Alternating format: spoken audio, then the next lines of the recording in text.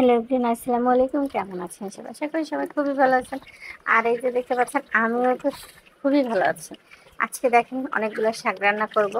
মিষ্টি কুমড়া শাক। মিষ্টি কুমড়া শাকে আসলে প্রচুর বালি থাকে, তো সেই জন্য আমরা আসলে শাকগুলোকে অনেক সুন্দর করে ধুয়ে কিছু মাছ দিয়ে রান্না করব। তো মাছগুলোকে আমরা ফার্স্টে একটু তেলে একটু লবণ হলুদ দিয়ে ভাজা ভাজা করে নেব।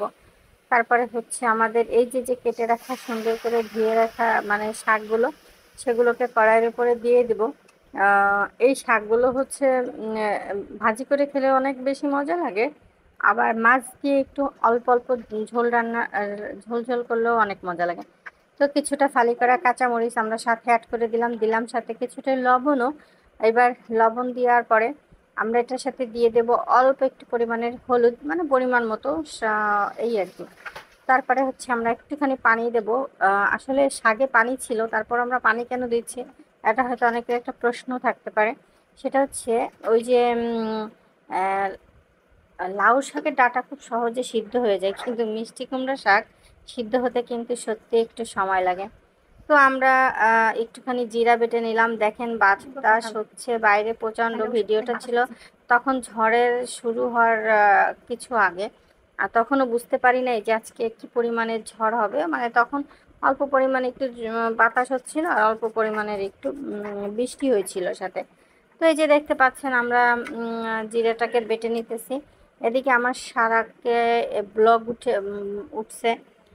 এখন হচ্ছে যে আমরা মাছের কাঁটাকে মাছের থেকে আলাদা করে দিতেছি, যাতে হচ্ছে খাওয়ার সময় কাঁটাটা ডিস্টার্ব না হয়। তো যাই হোক, আমার আম্মু দেখেন এইটা আমার আম্মু করতেছিল কত সুন্দরভাবে, একদম সহজে মাছ থেকে মাছের কাঁটাটাকে সুন্দর করে আলাদা করে নিল। আর আমরা মাছটাকে ভেঙে চুরে এভাবে রান্না করি যাতে পুরা মাছটা একদম শাকের সাথে খুব সুন্দরভাবে মিলেমিশে যায় আর কি। তো যাই হোক, আমরা আবারও একটু ঢেকে দিলাম, যেহেতু ওই যে বলছিলাম যে মিষ্টি কুমড়া শাক একটু সিদ্ধতে দেরি লাগে। পরে জিরা রসুনটাকে একসাথে বেটে আমরা তরকারির ভিতরে দিয়ে দিলাম। তারপরে হচ্ছে আমরা অপেক্ষা করতেছি আর একটু পানি দিলাম, কারণ তখনও কিন্তু মানে শাকটা আসলে ওইভাবে সিদ্ধ হয় নাই। তো দেখতেই পাচ্ছেন এই যে জিরা বাটা দিলাম আর হচ্ছে একটু রসুন বাটা দিলাম দিয়ে এখন মাছটাকে আরও কিছু সময় আমরা এখানে রেখে দেব, কারণ এই যে শাকের ডাঁটাটা কেন জানি সিদ্ধ হতে চাইছিল না। শাকটা বেশ ভালো ছিল, একদম তরতাজা টাটকা। তো এই যে দেখতে পাচ্ছেন মাছটা কিন্তু সিদ্ধ হয়ে গেছে। এখন আমরা এটাকে নামাই নিলাম। নামিয়ে নিয়ে এবার হচ্ছে আম্মু কড়াইয়ে একটু তেল দিয়ে দিল। আমি যখন রান্না করতেছিলাম, আমি না প্রচণ্ড রাগ করতেছিলাম যে এইভাবে কেন রান্না করতেছ। আম্মু বলছে খেয়ে দেখি। আমি তো খুব রাগ, আমি মনে করছি খাবার মজা হবে না। তো আগেই রসুন বাটা জিরা বাটা দিয়ে দিছিল। এবার শুধুমাত্র বেশি পেঁয়াজ বাটা আর অল্প একটু রসুন কুচি, মানে পেঁয়াজ কুচি আর রসুন কুচি তেলের মধ্যে ভেজে নিতেছে। একটু গোল্ডেনিশ কালার হয়ে আসছে। এই যে একটু পরিমাণ লবণ আর একটু পরিমাণ হলুদ দিয়ে দিল। মানে আম্মু সবসময় পেঁয়াজের মধ্যে একটু হলুদ দেয়, কারণ হচ্ছে হলুদ দিলে নাকি কালার দেখতে সুন্দর আসে, তো তাই। তো যাই হোক, আমার আম্মু আবার সেই শাকটাকে বাগার দিতেছে।